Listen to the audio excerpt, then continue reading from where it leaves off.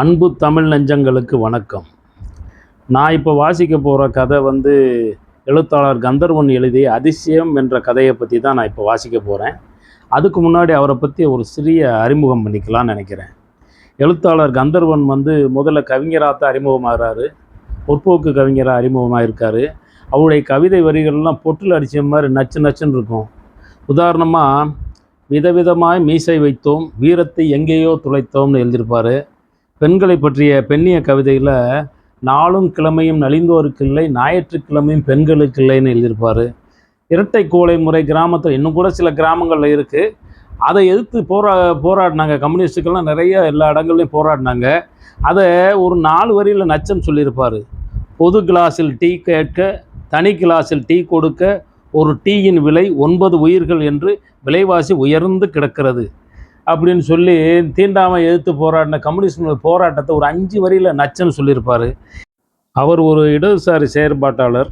தமிழ்நாடு முற்போக்கு எழுத்தாளர் கலைஞர் சங்கத்தில் தலைமை பொறுப்பில் கடைசி வரைக்கும் இருந்து செயல்பட்டார். அவருடைய சிறுகதை தொகுப்பு சாசனம், கொம்பன், ஒவ்வொரு கல்லாய், பூவுக்கு கீழே இப்படிங்கிற ஒரு 4-5 சிறுகதை தொகுப்புகளை வெளியிட்டிருக்காரு. அவருடைய சாசனங்கிற கதை இயக்குனர் மகேந்திரனால் படமாக்குறதுக்கான முயற்சிகள்லாம் நடந்துக்கிட்டு இருந்துச்சு. இப்போ நான் வாசிக்க போகிற கதை கொம்பன்கிற சிறுகதை தொகுப்பிலிருந்து அதிசயம்ங்கிற ஒரு கதையைத்தான் நான் இப்போ வாசிக்க போகிறேன். இப்பொழுது நம்ம சிறுகதைக்குள் போகலாம். அதிசயம் சிறுகதை. அறுப்பு காலம் முடிந்திருந்தது. பிந்தி எள் விதைத்தவர்களின் வீட்டு வாசல்களில் மட்டும் எள் செடி போர்களாய் கிடந்தது. வெயில் மயக்கத்தில் ஆட்கள் திண்ணைகளில் கண் செருகி கிடந்தனர். 3 மணி சுமாருக்கு பெரிய வீட்டு பக்கம் சலசலவென்று சத்தம் வந்தது. தொடர்ந்து தெருக்களில் சலனம். பயல்கள் உற்சாகமாக பெரிய வீட்டுக்கு ஓடிக்கொண்டிருந்தார்கள். ஓட்ட சத்தத்தில் திண்ணைகளின் உறக்கம் கலைந்தது. என்னவென்று பார்க்க கைப்பிள்ளைகளை தூக்கி கொண்டு பெண்களும், துண்டுகளை எடுத்து முதுகில் போட்டுக்கொண்டு ஆண்களும் போனார்கள். பெரிய வீட்டு சிமெண்ட் திண்ணையில் ஒரு திடமான மனிதர் உட்கார்ந்திருந்தார். முகம் மட்டுமே சின்ன பூசணிக்காய் மாதிரி உருண்டு பெரிதாய் இருந்தது. கைகள் ஒவ்வொன்றும் நீளமான தேக்கங்கட்டைகள் போல் இருந்தன. தோள்கள் உயர்ந்து, நெஞ்சு படர்ந்து, பெரிய வயிறு அடங்கி பதவிசாக உட்கார்ந்திருந்தார். அவருக்கு அளவாய் இருந்த அரைக்கை சட்டைக்குள் ஊர் பெரிய ஆம்பளைகள் 2 பேர் நுழைந்து கொள்ளலாம். மலைக்கு அடர்ந்து வளர்ந்த புல் கூட்டமாக நெஞ்சு முடி செழித்து தெரிந்தது. கழுத்துக்கு கீழே வலது தோளில் கருப்பு போர்வை ஒன்று மடித்து கிடந்தது. சுற்றி சேர்ந்து விற்ற கூட்டம் காரணமாக காற்றில்லாமல் முகத்தில் வேர்வை படர்ந்தபோது அந்த போர்வையில் துடைத்து கொண்டார். அவர் பனைமரத்தை பிடுங்கப் போகிறார் என்றார்கள். வேரோடா என்று கேட்டதற்கு, பூமிக்கு மேலே உள்ள கொஞ்ச வேரோடு என்றார் பெரிய வீட்டுக்காரர். ஊரில் அதுவரை நடந்திராத அதிசயம் நடக்கப் போவதில் குதியாட்டம் போட்டார்கள். ஓடிப்போய் ஊருக்குள் நிற்கும் பனைமரங்களை அண்ணாந்து பார்த்துவிட்டு ஆ என்றார்கள். மரத்தின் தூரை கட்டிப்பிடித்து பார்த்துவிட்டு அம்மாடியோ என்றார்கள். பெரிய வீட்டம்மா அவருக்கு மோர் கொடுத்தது ஒரு சர்வச்சட்டி நிறையா. 6 ஆள் குடிக்க வேண்டிய மோரை அவர் 2 கைகளாலும் வாய்க்கு மேல் தூக்கி அண்ணாந்து குடித்தார். தொண்டை சங்கு கோழி முட்டை அளவில் ஏறி இறங்கியதை ஊர் சனம் வைத்தக்கண் வாங்காமல் பார்த்து கொண்டிருந்தது. பெரிய வீட்டுக்காரர் திண்ணைக்கு வெளியே வாசலுக்கு போய் 4-5 பேரோடு கலந்து பேசிவிட்டு பெரிய முனியாண்டி வீட்டு மேலே கொள்ள பனை என்றார். தாரை தப்பட்டைக்காரர்களுக்கு ஆள் அனுப்பினார்கள். ஒப்பனையற்று கேசம் களைந்து அவசரமாக அவர்கள் வந்தார்கள். முதலில் வாங்கு மேகம் பார்த்து கூவியது. தாரை தப்பட்டை மேல வாத்தியங்களோடு அவர் நடந்தார். ஊர் ஜனம் அவரோடு நகர்ந்து சென்றது. பெரிய முனியாண்டி வீட்டு மேல கொள்ளையில் தரைக்கு மேல் சான் உயரத்துக்கு பாறை முளைத்த பூமி. ஒரு இடைவெளியில் பனை ஒன்று ஆகாயத்துக்கு நின்றது. கூட்டத்தை விலக்கி கொடுத்ததும் தோளில் தொங்கிய போர்வையோடு அவர் போய் பனை மரத்தை பார்த்தார். அதன் உயரத்தை அவர் ஏறெடுத்து பார்க்கவில்லை. அவர் கண்கள் அதன் வேரிலேயே இருந்தன. கல்தரைக்கு மேல் முள உயரத்துக்கு வேர்கள் அடர்ந்தும் மரம் அதற்கு மேலுமாக நின்றது. விரல் தடிமனில் கருப்பாக வேர்கள் நெருக்கி மரத்தை தாங்கி கொண்டு நின்றன.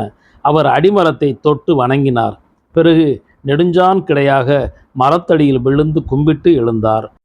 ஜனங்களை 2 ஓரங்களிலும் நிற்கும்படி வைத்து மரத்துக்கு கிழக்காக நீண்ட பாதையை உண்டாக்கினார். மரத்திலிருந்து வெகு தூரம் நடந்து போய் சட்டென்று திரும்பி தொங்கு ஓட்டத்தில் வந்து போர்வை போட்டிருந்த வலது தோளால் மரத்தை மோதினார். மரம் அசையாமல் நின்றது. மறுபடி அதே தூரம் நடந்து போய் வேகமாக வந்து மரத்தை மோதினார். 20 தடவைகளுக்கு மேல் மோதிவிட்டு போர்வையை இடது தோளுக்கு மாற்றிக்கொண்டார். ஆவேசமுமின்றி சோர்வுமின்றி உணர்வுகளற்ற வேலைக்காரன் போல் இடது தோளால் 20 தடவைகளுக்கு மேல் மோதிய பின் சற்று மரத்தடியில் நின்று வேர் பகுதியை பார்த்தார். ஜனங்களை எதிர்ப்பக்க ஓரங்களில் நிறுத்திவிட்டு மரத்தை முன்பு மோதிய திசைக்கு எதிர் திசையான மேற்கு திசையிலிருந்து ஓடி ஓடி வந்து மோதினார். சட்டை உடம்போடு ஒட்டி கொண்டது. தலையில் இருந்தும் முகத்தில் இருந்தும் சரங்களாக ஓடியது வேர்வை. அடுத்த பக்கத்துக்கு மாறும் முன்பு குனிந்து வேர்களை உற்று பார்த்தார். வடக்கிலிருந்து வேகம் குறையாமல் ஓடி வந்து மோதினார். கருப்பு போர்வை வலது தோளுக்கும் இடது தோளுக்குமாக மாறிக்கொண்டே இருந்தது. இத்தனை தடவை மோதிய போதும் தரையில் முளைத்த கல்லை போலவே அசையாமல் நின்றது பனைமரம். கம்மஞ்சோறு கரைத்து ஒரு சட்டியிலும் பழைய சாதம் கரைத்து ஒரு சட்டியிலுமாக கொண்டு வந்து கொடுத்தார்கள் பெண்கள். அவர் கஞ்சி சட்டிகளை தொடவே இல்லை. கொண்டு வந்த பெண்களிடம் நன்றியோ வெறுப்போ காட்டவில்லை. எதுவும் பேசாமல் தெற்கு பக்கத்துக்கு மாறி மரத்தை ஒரே சீராக தாக்கினார். எல்லோருக்கும் அவரவர் தோள்கள் வலிப்பது போல் இருந்தன. வயதான 4-5 பெண்கள் இந்த காட்சியை பார்க்க சகிக்காமல் திரும்பி நின்று கொண்டார்கள். இந்த மனுஷன் எந்த ஊரோ, கட்டிக்கிட்ட புண்ணியவதி யாரோ, புள்ள குட்டி எங்கே தெரியுதுகளோ, இந்த ஊருக்கு வந்து இப்படி கொடுமைப்படுறாரே என்று புறம்பினார்கள். பயல்களுக்கு திகிலூட்டும் சண்டை காட்சியை பார்ப்பது போல் இருந்தது. காண்பாரற்று நின்ற அந்த பனை எல்லோர் கண்ணுக்கும் வில்லனாக தெரிந்தது. வெளுகிற கூரை காணாமே என்றார் வயதானவர் ஒருவர். மனுஷனால் ஆகக்கூடிய காரியமா இது? புயல், மழை, இடி இல்லைன்னா கோடாரி தான் மரம் விழுக வழி. தோல்லையே அடித்து விழுத்தாட்டிட்டான்னா இவன் மனுஷன் இல்லப்பா என்று இன்னொரு பெருசிடம் சொல்லி கொண்டிருந்தார். 4 திசையிலிருந்து மோதி முடித்துவிட்டு வேர்க்கற்றையை உற்று பார்த்தார். அது எப்போதும் இருப்பது போலவே இருந்தது. அவர் வேர்களில் கை வைத்து தடவி பார்த்தார். திருப்தியோ அதிருப்தியோ முகத்தில் தெரியவே இல்லை. போர்வையை இன்னொரு தோளுக்கு மாற்றி மறுபடி கீழ் திசையிலிருந்து ஓடி வந்து தோளால் இடித்தார். ஜனம் இந்த இடம் என்றில்லாமல் அவருக்காக திசை மாறியும் ஒதுங்கியும் வழிவிட்டது. மறுச்சுற்றாக அடுத்தடுத்த திசையில் இருந்து வீரியமான தாக்குதல்களை நடத்தினார். இப்படி மோதிய ஒரு தடவையில் சட்டென்று நின்று வேர்பக்கம் உற்று பார்த்தவரின் உதட்டில் புன்சிரிப்பு தெரிந்தது. பெரிய வீட்டுக்காரரை பார்த்தார். அருகில் ஓடி வந்தவரின் காதில் அவர் என்னவோ சொன்னார். சற்று நேரத்தில் தடித்து நீளமான பார கயிறுக வந்தன. அவர் இப்போது முதன்முறையாக பனைமரத்தை அண்ணாந்து பார்த்து உயரத்தை கண்களால் அளந்தார். சுருளிலிருந்து கயிற்றை விடுவித்து வெகு நீளத்துக்கு விட்டு ஒரு இடத்தில் பெரிய சுருக்கு தயார் செய்தார். ஒரு வாலிபன் அந்த வட்டச் சுருக்கை முதுகு பக்க வேட்டியில் செருகி கொண்டு விறுவிறுவிறு என்று மரத்தில் ஏறினான். உச்சிக்கு போய் குருத்தோடு சில மட்டை ஓலைகளையும் சேர்த்து சுருக்கை மாட்டினான். சுருக்கிலிருந்து 2 நீல கயிறுகள் மாலை போல பூமி வரை தொங்கின. அந்த வாலிபன் பனை மரத்திலிருந்து இறங்கியதும் அவர் 2 பக்க கயிறுகளையும் இழுத்து முடி போட்டு ஊஞ்சலாக்கினார். 2 கைகளிலும் கயிறுகளை சுருட்டி கொண்டு வேகமாக இழுத்தார். ஊஞ்சலில் குதித்து குதித்து உட்கார்ந்தார். ஊஞ்சலில் உட்கார்ந்த வேளைகளில் உதடுகளை மடித்து மூச்சை இழுத்து தம் பிடித்தார். மரத்திடம் தன் எடையை கூட்டி காண்பித்தார். கிழக்கிலிருந்து கயிறுகளை மேற்காக கொண்டு போனார். இழுத்தும் கயிற்றில் உட்கார்ந்தும் மூச்சை உள்வாங்கி குதித்தும் நின்ற ஒரு வினாடியில் வேர்பக்கம் மெலிதான சத்தம் கேட்டது. வேர் முறியுது என்று ஜனம் கத்தியது. சாத்தியமாக போகிறது என்று அந்த நொடியில்தான் ஜனம் நம்பியது. கூட்டம் பூராவும் உடனே பரபரப்பானது. கயிறுகளோடு தெற்கு வடக்கு என்று மற்ற திசைகளிலும் நின்று கடுமையாக இழுத்துவிட்டு முதலில் ஆரம்பித்த கிழக்கு திசைக்கு கடைசியாக வந்தார். ஜனக்கூட்டத்தை ஆறாமர நின்று பார்த்தார். கயிறுகளை விட்டுவிட்டு மரத்தருகே போனார். அடிமரத்தை தொட்டு வணங்கினார். வேர்களில் நெடுஞ்சான் கிடையாக விழுந்து கும்பிட்டு விட்டு வந்து கயிறுகளை 2 கைகளிலும் சுற்றி கொண்டு தம் பிடித்து இழுத்தார். சடசடவென்று பனைமரம் பூமியில் சரிந்து வந்து விழுந்தது. பனஞ்சோற்று வாசமும் மட்டை ஓலை வாசமும் குப்பென்று கொள்ளை பூராவும் பரவியது. பிள்ளைகள் கைத்தட்டினார்கள். ஜனம் பிரமை பிடித்து போய் நின்றது. மல்லாந்து கிடந்த பனைமரத்தை அநேகர் தொட்டு பார்த்தார்கள். தோளிலேயே மோதி முறித்த வேர் முட்டை தடவி பார்த்தார்கள். அவர் அந்த போர்வையால் தலை துவட்டி முகம் துடைத்து ஓரமாக வளர்ந்திருந்த அருகம்புல் மேல் சம்மணமிட்டு உட்கார்ந்தார். அவருக்கு காற்றை விடும்படி சுற்றி நின்ற கூட்டத்தை கலைத்து கொண்டிருந்தார்கள் 4-5 பேர். மறுபடியும் வாங்கு ஊதியது. தாரை தம்பட்டை மேலதாளத்தோடு அவர் பெரிய வீட்டுக்கு ஊர்வலமாக வந்தார். பொழுது சாய்ந்து கொண்டிருந்தது. அதுவரை கவனிக்காமல் விட்டிருந்த ஆடு மாடுகளை அவசரமாக பட்டிகளில் அடைத்தார்கள். அவர் ஊருணிக்கு குளிக்கப் போனார். பிள்ளைகளும் வாலிபர்களும் கூட நடந்தார்கள். முங்கி குளித்தார். வெகு நேரம் இல்லை.